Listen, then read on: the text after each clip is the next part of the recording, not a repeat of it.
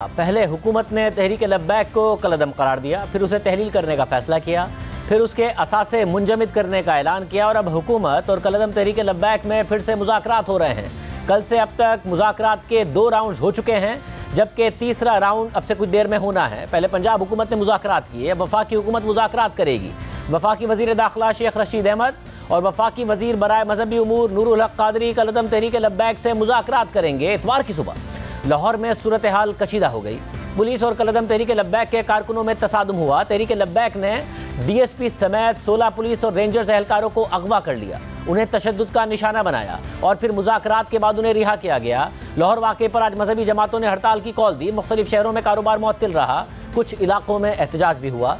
गुज़िश्ता रोज़ से सूरत हाल कशीदा होती गई और आज बाकायदा वज़ीर आज़म इमरान खान को कौम से खिताब करना पड़ा। वज़ीर आज़म इमरान खान ने कहा कि फ्रांस के सफ़ीर को मुल्क से निकालने से फ़र्क नहीं पड़ेगा, पाकिस्तान का ही नुकसान होगा।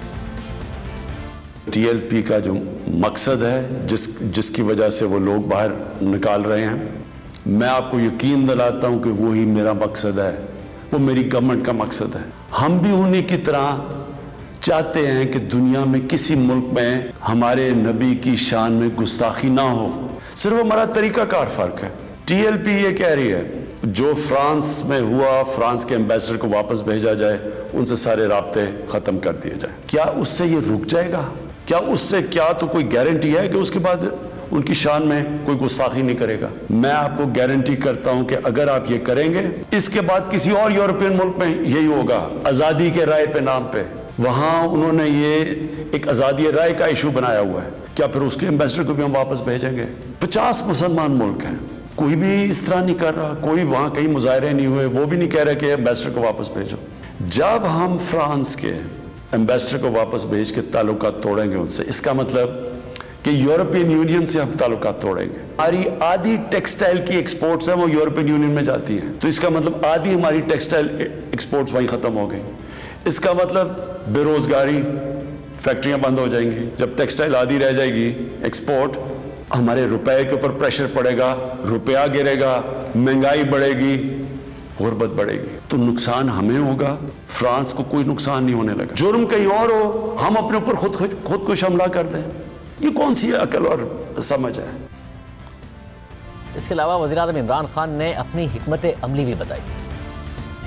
अब एक 50 मुसलमान मुल्क मिलके ये कहेंगे कि अगर किसी मुल्क में से इस तरह किया गया तो हम सारे मिलके उनका ट्रेड बॉयकॉट करेंगे, उनकी हम चीजें नहीं खरीदेंगे। इसका असर होगा। इस तरह हम अपना जो हम मकसद है इस पे पहुंच सकते हैं। मैं आज आप सबके सामने कहता हूं कि मैं जिम्मेदारी इसकी लेता हूं, मैं ही इस कैंपेन को लीड करूंगा। अपनी कौम को मायूस नहीं करूंगा, अपने मुसलमानों को मायूस नहीं करूंगा। मगर साथ ही वज़ीर आज़म इमरान खान ने कहा कि अपोजिशन भी तहरीक लब्बैक के साथ मिलकर इस मामले पर इंतशार फैलाती रही। अब तक 40 पुलिस की गाड़ियों को जला दिया गया, लोगों की प्राइवेट प्रॉपर्टी के ऊपर कई लाखों करोड़ों रुपए का नुकसान हुआ है, 4 पुलिस वाले शहीद हुए हैं, 800 से ज्यादा पुलिस वाले जख्मी हुए हैं, बाहर से कूद पड़े लोग, हमारे पाकिस्तान के दुश्मन। अभी तक हमने जो 4 लाख ट्वीट्स को एनालाइज किया, उनमें से 70% फेक अकाउंट से थी। 380 हिंदुस्तान के, इंडिया के ग्रुप थे जो कि व्हाट्सएप से फेक न्यूज़ चला रहे थे कि सिविल वॉर हो गई पाकिस्तान में। हमारी पॉलिटिकल पार्टीज, मुझे अफसोस से कहना पड़ता है कि वही JUI जो फजल रहमान की पार्टी, वो भी बीच में शामिल हो गई।